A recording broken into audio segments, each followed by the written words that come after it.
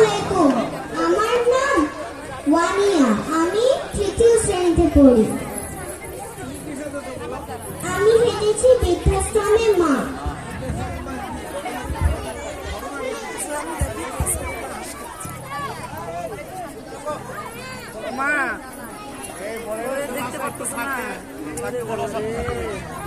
আসসালামু আলাইকুম। আমার নাম আয়েশা খাতুন। আমি এখানে মাত্র 7 দিনের জন্য থাকতে এসেছি। আসলে কি হয়েছে জানেন? আমার ছেলে মস্ত বড় কোম্পানিতে চাকরি করে, নতুন ফ্ল্যাট কিনেছে, তাই আমাকে এখানে রেখে গিয়েছে।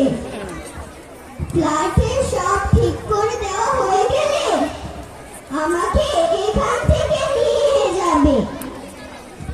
আমি তো ভুলে গিয়েছি আমার ছেলেকে কল দিয়ে দেখি তো খেয়েছে কিনা।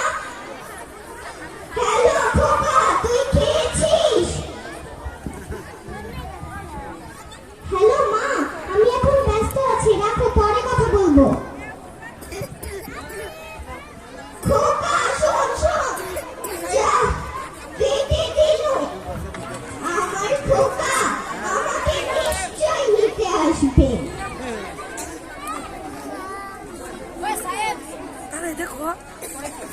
খোকা, তোকে ছাড়া যে আমার আর ভালো লাগছে না। খোকা, তুই আমাকে কবে নিতে আসবি?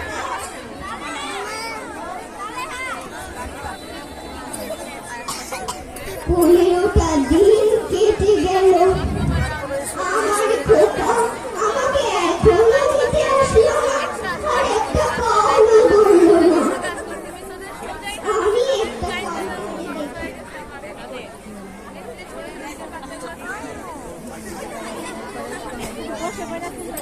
হ্যালো খোকা, তুই আমাকে কবে নিতে আসবি?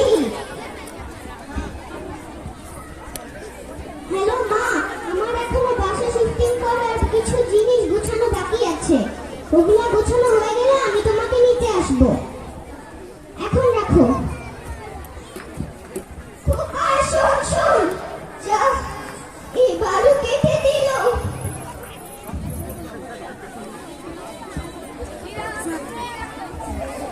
45টা দিন কেটে গেল, আমার খোকা আমাকে এবারও নিতে আসলো না। একটা কল করে দেখি। যা, কল তো ধরছে না। বুকটা কেমন ব্যথা করছে।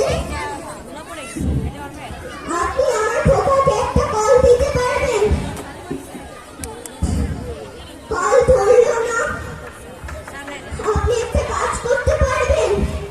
আমি মরে গেলে আমার খোকাকে আপনি বলবেন তার জিনিসপত্র যেন নিয়ে যায়, আর আমার লাশটাও যেন নিয়ে যায়, আর আমার লাশটাও যেন নিয়ে যায়। ধন্যবাদ। এরপরে নেক্সট ওকে, এরপরে